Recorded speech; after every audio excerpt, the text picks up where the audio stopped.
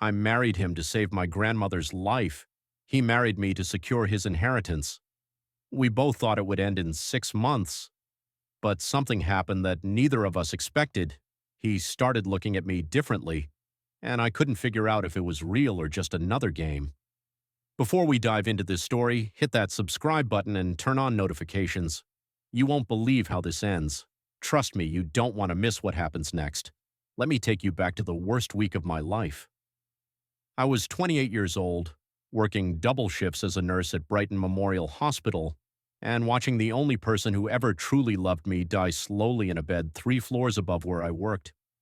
My grandmother had raised me after my parents decided that drugs were more important than their daughter. She gave me everything, and now she needed an experimental treatment that cost $500,000, money I would never have in 10 lifetimes. I remember sitting in the hospital cafeteria at 2 in the morning, staring at my phone calculator, adding up numbers that would never be enough. I had $3,000 in savings. The treatment cost $500,000. I'd already been rejected by every bank, every loan company, every charity organization. I had 72 hours to find a miracle, or I had to accept that I was going to lose her. That's when he walked in, not into the cafeteria, into my life. His name was Vincent Lawrence, and if you didn't know who he was, you weren't paying attention to the world. At 34, he ran the largest pharmaceutical company on the East Coast. His family had built an empire over 3 generations, and he was the crown prince of it all. Cold, brilliant, untouchable, the kind of man who appeared in business magazines, not in hospital cafeterias at 2 in the morning.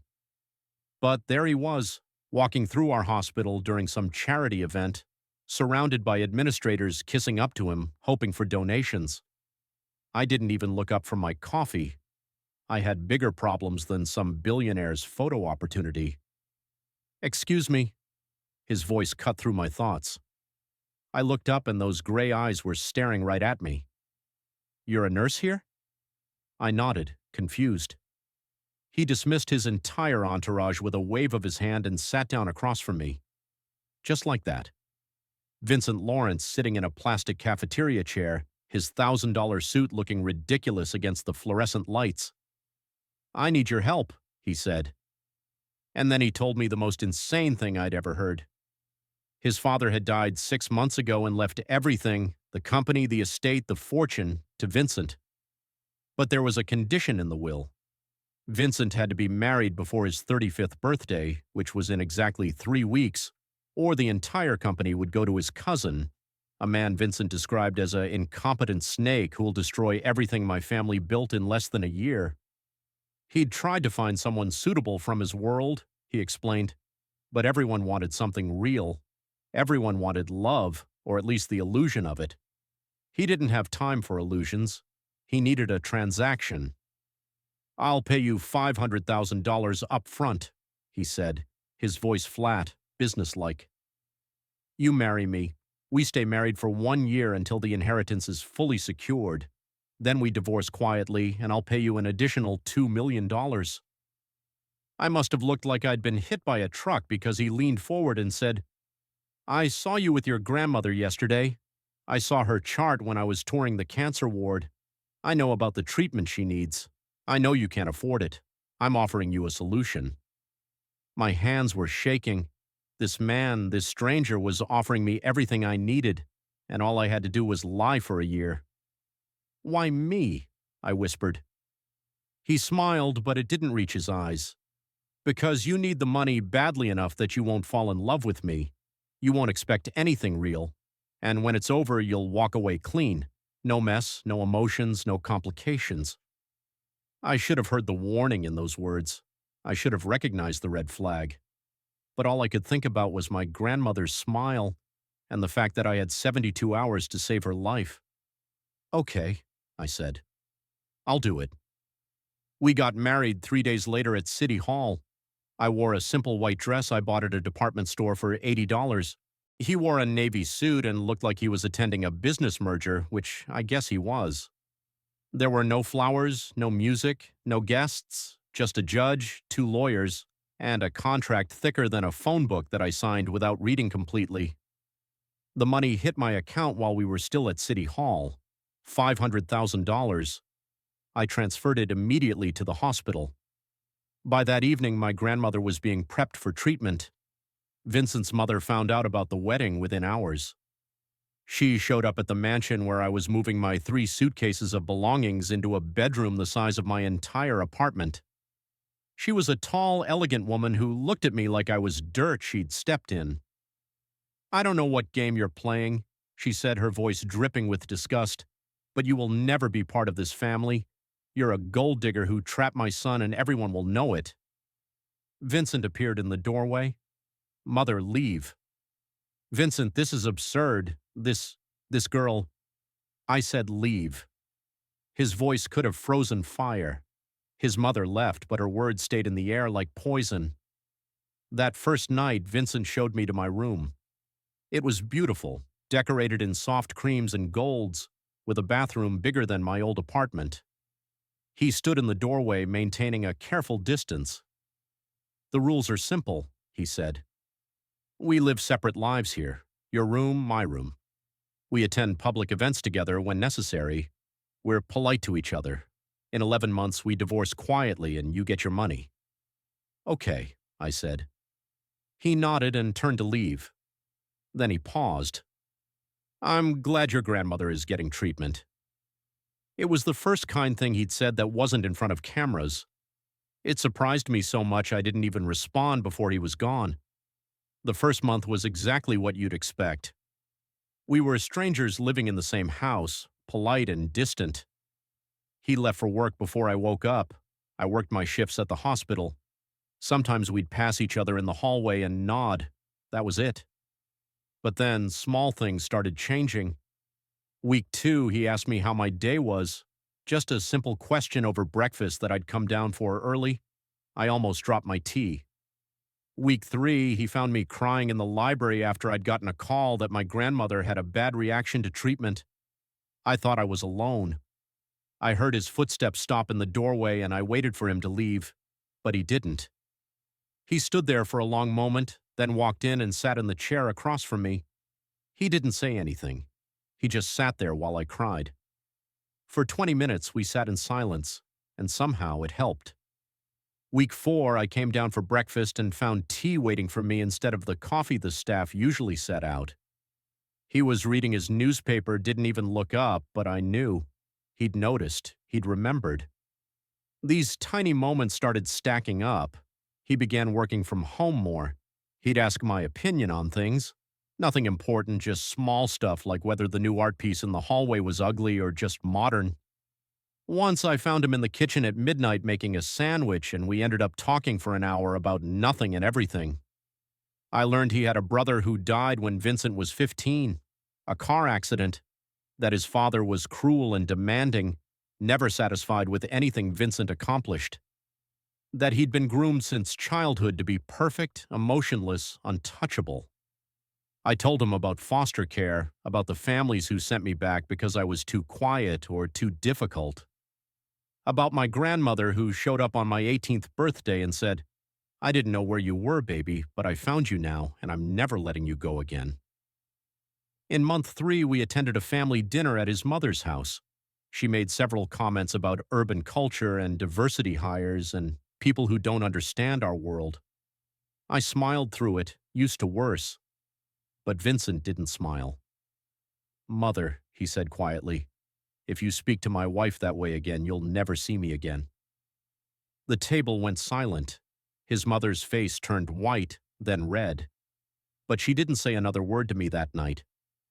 On the drive home, I said, "You didn't have to do that." "Yes," he said, his jaw tight, "I did."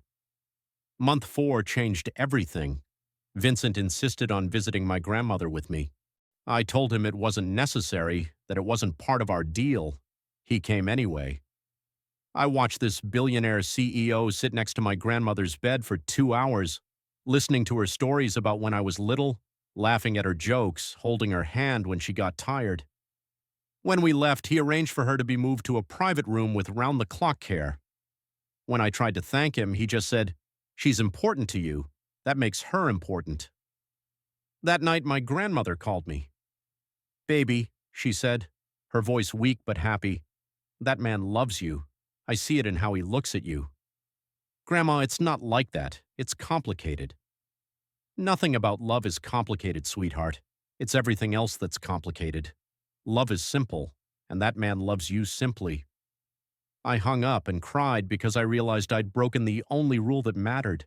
I'd fallen in love with Vincent Lawrence, and I had no idea if anything he felt was real or just him being a decent human being during our arranged year together. Month 5, everything fell apart. I was at the mansion in Vincent's study looking for a book he'd recommended when his business partner called his office line.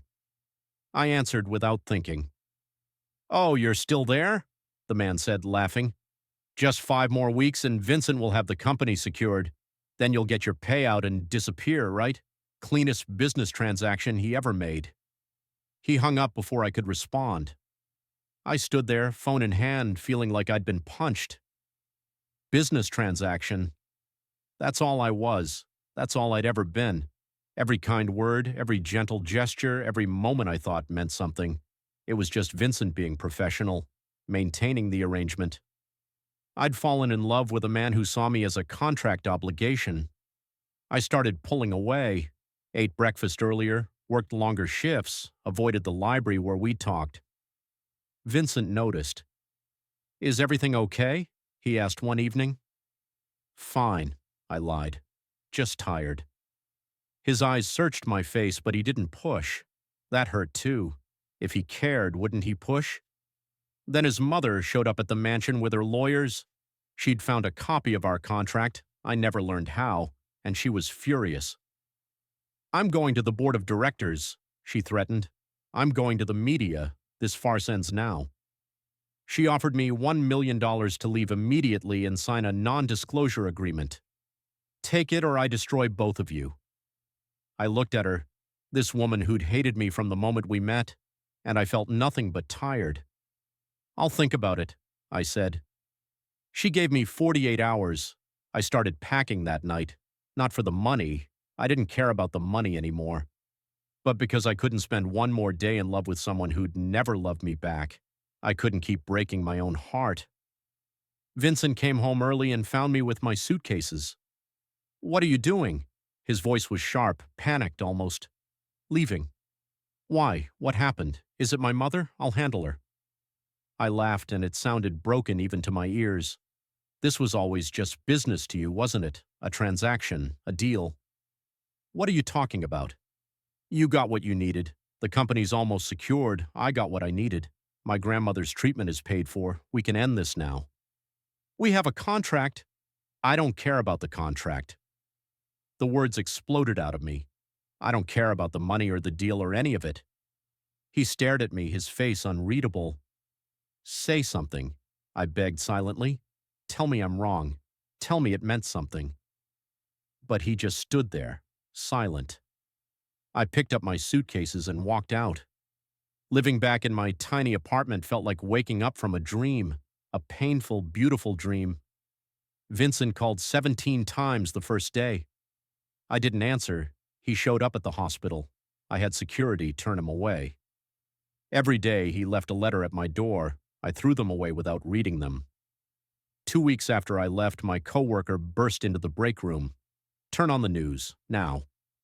Vincent was on every channel, standing at a podium, looking exhausted and raw in a way I'd never seen him.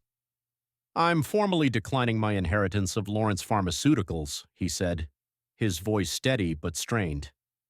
"My father's will contained conditions that forced me to treat marriage, something sacred, as a business transaction.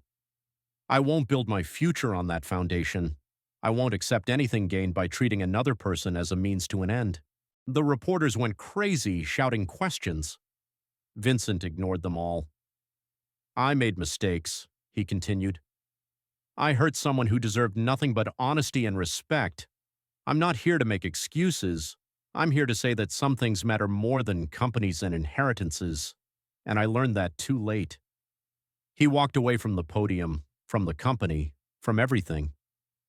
I sat in that break room, shaking. The next day, I went to visit my grandmother. Vincent was sitting beside her bed, holding her hand. looking like he hadn't slept in days. "I'll leave," he said when he saw me standing up. "No." My grandmother's voice was weak but firm. "You two need to talk." I'll close my eyes and pretend to sleep. Vincent and I stood on opposite sides of her bed, an ocean of hurt between us. "I fell in love with you in month 2, he said quietly. "When you fell asleep reading on the couch and I covered you with a blanket, and you smiled in your sleep. I'd never felt anything like that before. It terrified me." My breath caught. "I didn't know how to tell you," he continued. "Everything in my life had been about control and strategy. I'd never been vulnerable. I'd never let anyone see me as anything other than perfect. And then you walked into my life and made me feel everything I'd spent my whole life avoiding." "Why didn't you say anything?" I whispered. "Because I was afraid.